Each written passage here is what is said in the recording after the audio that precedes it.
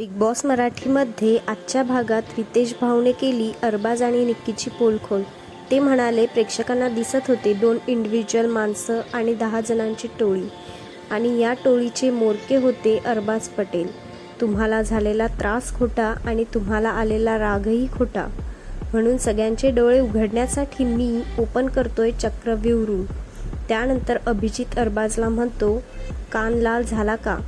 तर तुम्हाला अरबाजचा गेम कसा वाटला हे आम्हाला कमेंट करून नक्की सांगा. आणि तुम्हाला जर हा व्हिडिओ आवडला असेल तर माझ्या चॅनलला सबस्क्राईब करायला विसरू नका.